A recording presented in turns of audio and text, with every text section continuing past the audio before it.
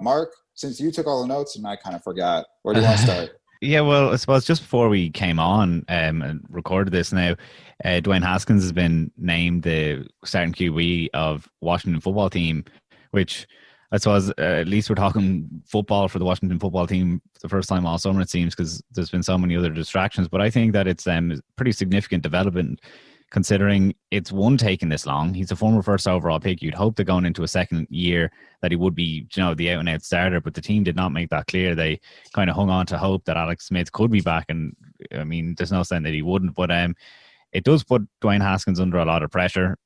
Either way, the decision was going to do that because he was either going to have to perform or deal with the scrutiny of why he wasn't playing. It tosses a different kind of light onto the Washington football team. I mean, it's a good thing. It's all football related, but it's time for Dwayne Haskins to show up and perform now. And I don't know about what you guys read or heard last season. What I heard that he was struggling with that playbook, and now he's had a whole off season behind him. Exciting to see what he can do, and can he link up with Terry McLaurin and kind of show some things that get us excited about that team. I was particularly excited about Dwayne Haskins coming out of college.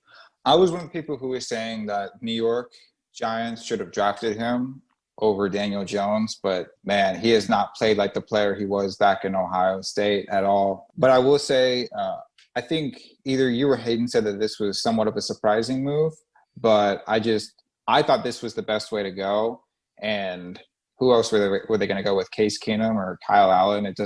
Really, truly, they had no good option, but it seems like he was the lesser evil given that he is young and they did spend a first-round pick on him, so you might as well try and see if you can get anything out of him. See, when you make your point there, it's so clear-cut what should have happened, but as we know how it played out, Ron Rivera comes in, he brought Kyle Allen. That put Dwayne Haskins under such unnecessary pressure, considering he should have been the bona fide starter there. Like, they kind of messed this whole thing up and even like they're waiting until today to actually announce that he's the starter when he should have been from, like, where's Kyler Murray and Daniel Jones? Those are first round picks from last year. Like, everyone knows that they're starting. Dwayne Haskins saved the season last year as the starter. Why are we still waiting for him to be announced as the starter now? I just thought that it was a very revealing story that's been going on the last few months, and we're finally going to have him as a starter. And to be honest, like, I don't know. I'm not convinced yet, obviously, based on last year. I don't think anyone can that he's going to see the season out.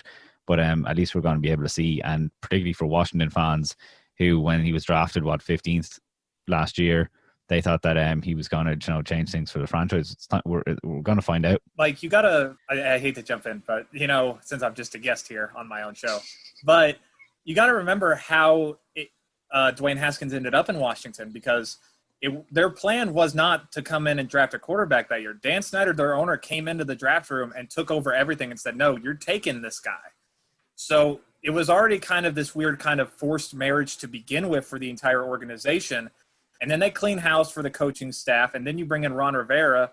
And I've been questioning it since they hired Ron that we don't know if Ron Rivera is sold on Dwayne Haskins. We just don't, because he's never said anything publicly about it. I mean, them going and deciding to start Dwayne Haskins is like the first positive public thing they've said about him since Ron Rivera took over. So it's always been this kind of like forced marriage where everybody has to get along with everybody. But it just feels like maybe it might not work out, to like Mark's point that he's the starter now, but he might not finish the season. I mean, they've got a plethora of other quarterbacks on the roster, like Ron Rivera's boy that Mark mentioned, Kyle Allen's there. That could throw a wrench in the whole thing. And freaking Alex Smith is back at practice. So, like, if Dwayne Haskins comes out and doesn't perform well like he did last year, and like Mark said, that was because of a variety of reasons, including he didn't know the playbook. But if he doesn't perform, there's guys that can come in and take over. I think it's a great point that you mentioned Kyle Allen, because it's super important.